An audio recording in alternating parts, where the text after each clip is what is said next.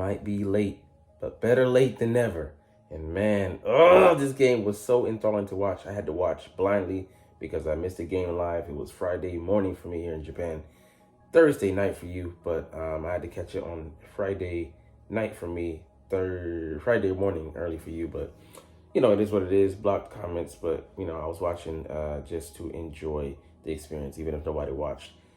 And it was a tight game, had me on the tip of my toes, but the Eagles defense, man, they just bore down and they kept fighting, kept us in the game, and eventually the offense broke through due to the efforts of the defense, and they are looking elite right now. So the Eagles, so many positives to take away. I'll go into the snap count and go over the players that deserve the respect, but overall game flow today, and just, man, what a resounding win. 26-18 doesn't even cover it. It should have been a blowout, and some strange misses on special teams, but it is what it is. He had a bad night, a little bit of I felt like swirling winds, but overall we closed out this game nicely. So, man, we little broed them. Not yet. Y'all are a very competitive, very good team, but not quite yet. Because, man, these boys from the East, we're gonna be representing the division, and hopefully moving on to bigger and better things. Anyways, let's get into it. What's up, it's your boy Cintron. Come back at you with another analysis video, and they kid you not, that's the real name. Man, I loved watching this, but I was nervous as hell. It wasn't catching it live, so I had an eerie feeling. And just the start of the game, the Washington Commanders took the lead early with a 7-point to nothing advantage. And the Eagles, tried to, make some field goals, missed twice. They were able to nail one in the second quarter, but the slow starts again. And Washington is a pretty good team, albeit they have they're, I wouldn't say a paper tiger totally. They've played tough in some losses, but they haven't had the wins to be able to add on to their legislature, their ledger. Sorry, legislature. You're talking about politics here, but until they get that, they're going to be looked at as a team that can make the playoffs, but maybe not looking for them to go too far. But a legitimate feather in our cap, on the Eagles side, adding this win to the ledger. I just want to use it rightly. But yeah, man, they were playing good defense. Good defense on both sides. Because after that scoring, it opened a stalemate, and we eventually kind of closed the gap a little bit. Got 6 points. It was 10-6. I think, and then they put it at 10 to. They made it a 10 to. No, I think they made it a 10-3 game, and then we made it 10-6. But just on a short week, that's why I'm not too critical of this one, because both teams are coming on off a short week. We didn't really see them at the height of their powers because they didn't get to truly game plan for each other. Some of the game plans that they installed or previous games were the focus of this one, because you're not going to be having too many new things, new agendas be pushed onto the legislature. Hope I'm using it right, anyways. When you don't have so much time to cover those concepts and such, via a couple walkthroughs that aren't really, as thorough as you'd like them to be, because the NFL wants their money grab, that Thursday night game. But I like to see the rematch and see where we're both at respectively, because the Eagles have a tougher schedule than the Commanders, but the Commanders do have a couple games against us and the Falcons that aren't gimmies. But back to this game, I mean, I loved some of the things we added in, like Kellen Moore got a little creative with when Gainwell was in there. I mean, there's just so many caveats to this one, and the way we were able to bottle up their run game. Man, take away, what the Commanders, wanted to do the passing game. And it was unreal how good they were playing against the receivers. Like, a receiver didn't have a catch through most of the game, which is insane. And Jaden Daniels, as good as he is, we truly did make him look like a rookie. Took away, a lot of his options. So anyways, let's get into the full review here with the good, the bad, and the ugly. All right, so I haven't read through this, but we'll get to the basics. The 30-yard touchdown that sealed the victory. I mean, Saquon just flew out the gate. A concept we've seen recycled throughout the season, and we have done some good callback. We did that last season as well with Brian Johnson as the OC, but that trap play. I mean, just with Jordan Mailata back at the helm, left tackle, it was apropos. So shout out to the Eagles for springing Barkley free. I think he had 40 to 50 yards in 20 plus seconds, and 76 yards in the fourth quarter. So just insane production. His all-time season best was 1,300. He's gonna smash that easily. All right, safety Reed Blankenship's pick in the fourth quarter with 4:50 to go. I mean, it feels like all his picks are the same. He undercuts, like he's just a master at it. Did it in the Tampa Bay game like last year. It was the same kind of pick, but he just comes screaming down. And when he sees something, he believes it. He attacks, ghosts as they call him. I mean, he's that dude. He's our best safety. And last year, I would have been clamoring for C.J. Gardner-Johnson in 2022 because he was playing unreal.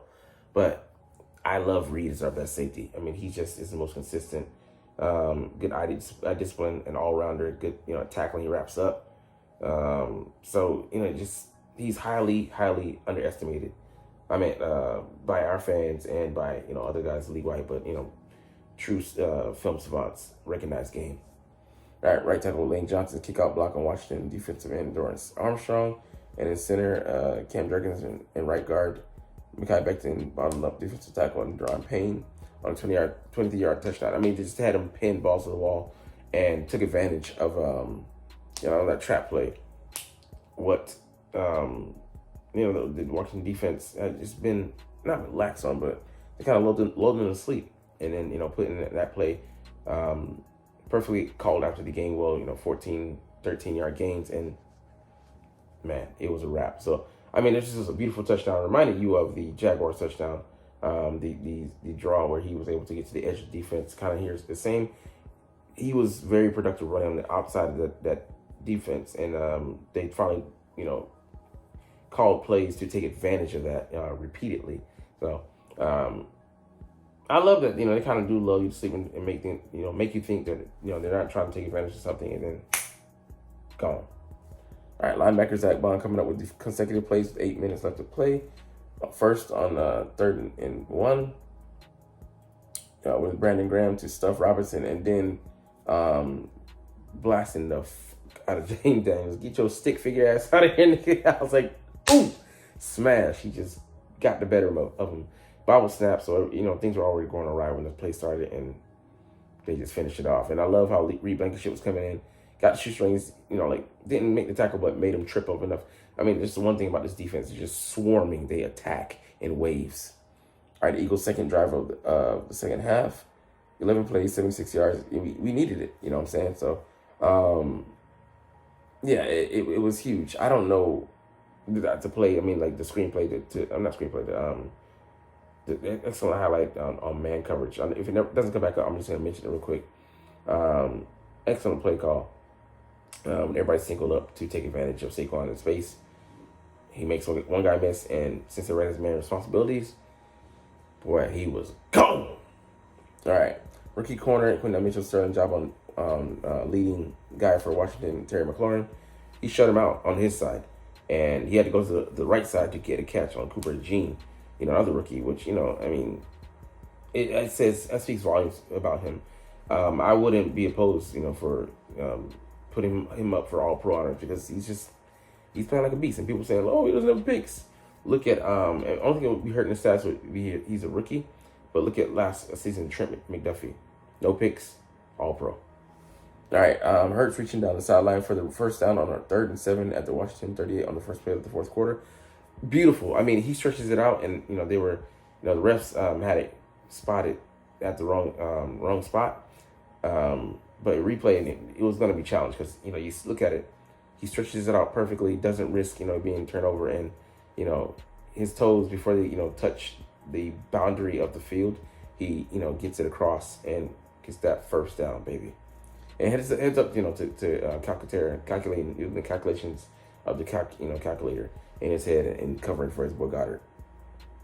Sorry. Anyways, edge rusher Nolan Smith's 8-yard sack.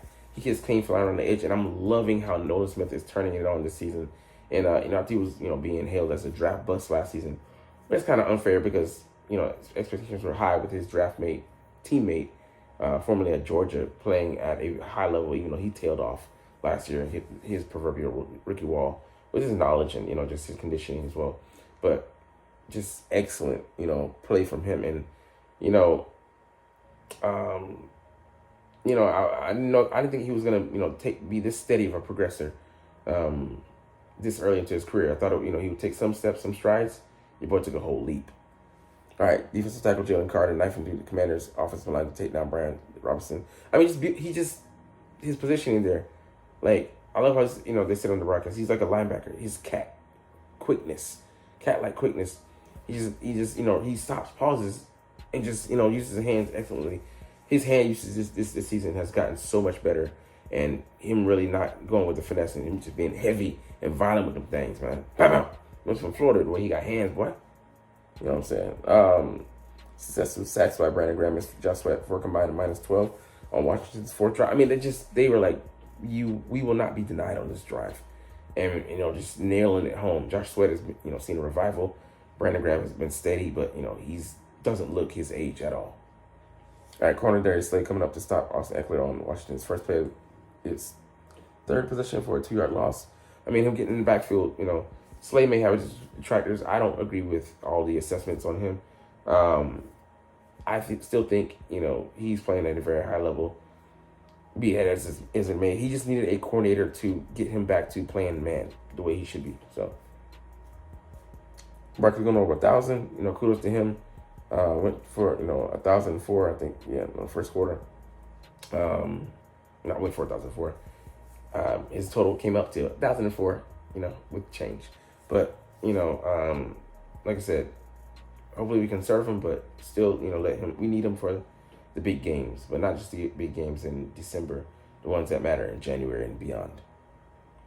All right, Bond covered the field. Yeah, he broke up an excellent play. Over the middle, he just diving out, stretching, pop, knock that shit down. I mean, he's playing like all pro. I agree with that assessment. Behind, Fred Warner, best linebacker in the league this year. It's crazy that we picked this guy up for $1.6 million, and he's playing at this level. I mean, a bargain. He's a downright massive steal. I mean, Saints fans were laughing in their face. Giants fans were laughing in their face. I mean, thank you for the additions, NFC. Small thing, but a big thing. A.J. Brown rushes to the teammate. Yeah, I saw that. I'm like,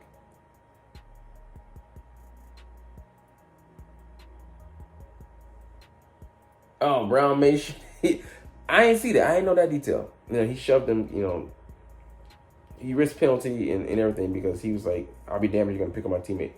He covered for Saquon Barkley on social media, on Twitter, I believe.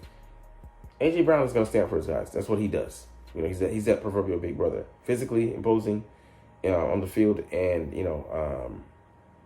wherever he can, in the media as well. All right, the refs. No call on Washington. Frankie Lou grabbing Devontae Smith under his helmet. Several times this year, several games, you're like, where are the calls? And we got one, a flinch on back then that, didn't call. I'm like, okay, even out. As long as things even out, I'm cool. But in the moment, I was heated. You know what I'm saying? Frank, it was clear. You see the head moving like this. What's the impetus? Come on, refs. All right, the Eagles opened the second half with a 10-play, 75-yard that took off time, and then I think missed a field goal. Yeah, that connection was raw. That 43-yard connection, just beautiful. But we squandered opportunity. Yeah, with all the yards we had, we were just empty calories. But as strange as it is to say, I would take those missed field goals because going 4 on 4th would scorch, Nick Sirianni. But he made the right calls. It just, Jake Elliott had an off day, and the last time he had that, this bad of a day was and for the record, it was 2 missed field goals and an extra point attempt missed. Was going back to the 2019 season against the Cowboys, against divisional opponents. Don't know what it is, but All right, Smith and Brown running into each other on the goal line, and you can see like Jalen. Like when they hit, Jalen was like he was about to release the ball. I feel, and them doing that, people are like, oh, they came out of it unscathed. He's got people bearing down on him. He doesn't have time to wait. He was on the move. So if he could have, give him, like 0.45 extra seconds, that's a touchdown because he flips it to one of those guys. But, it's something, things like that, people blindly saying shit about Jalen. We're in the midst of a winning streak, and there are people still hating heavily on him. All right, Dawson's dropping at 3rd and 4. He's got it knocked down, but it contributed to the early drive, the bad juju that we had to overcome, and slow starts because AJ Brown was open and Jalen chose to go to Dotson, trusting him over the proverbial favorite of his. And, fans were like, we've been asking you to do that, but now we're mad at you for not going to your primary like you should have. Can't have your cake and eat it too. All right, now Devonta Smith on a rare drop on the sideline. It happens, but, they were just accumulating. On the 3rd drive, to just, it didn't happen on separate drives. It happened on the same drive. All right, Becton holding call on the Eagles' 1st drive. We're shooting ourselves in the foot. Yeah, Elliott's rough night. I don't believe this will be repeated. But I think it's a byproduct of Nick not putting trust in him. And it's not like, Elliott's like, oh, I'm feeling down, but just getting them into a rhythm, man. Making at least one field goal a game. I almost feel like it should be honorary. Just send him out there just to, to keep him in the swing of things. All right, Cooper DeJean a flag for pass interference. It's going to happen. You know what I'm saying? So, he's still learning the finer details of the game with him having less game time than Quintana Bay. I love that nickname. The drive on the Eagles, the drive track missed field goal, punt, missed field goal, punt. That shit, I was like, man, if ever we're digging ourselves into a hole, this is the time because, golly, this looks fucking awful. All right, the 13-yard loss on the flea flicker. I was just like, what? Why did we choose to run that play of all times? Like when you're up, it wasn't surprising at the time. It's like on a short week, they're just ready for the bullshit, the fuckery. You know what I'm saying? So terrible. All right, Bond taking a 32-yard ride on Austin Eckler's back. Look, as well as they played this game, I want to see the PFF grades, linebackers and pass coverage. We got eaten alive for the most part. Because they're hitting on these stuff. We just didn't have, weren't taking the right angles and right discipline. So, chalked it up, to just being unprepared and just putting ourselves in bad position. So, we'll look at that on film. But thankfully, this is a lesson to learn from and not a failure to learn from. All right. But anyways, nothing on the first drive. That's just, like I said, early goings, we got to be better, especially against the Rams in 10 days or 9 now, maybe. But anyways, we'll get up out of here on that note. Longer video, I know, but hey, you didn't even make it to this point because I know that you're not even watching, though. But it's all good because I love watching the freaking stinking Philadelphia Eagles, and I love talking about them too. So we'll chunk deuces because I love them. But anyways, as always, it's fly, Eagles, fly, and let's motherfucking go. Like, comment, share, and subscribe Thanks for watching. Check me out at Cintron, Cintron Anime, Cintron Life, or Cintron Laughs, or other social media.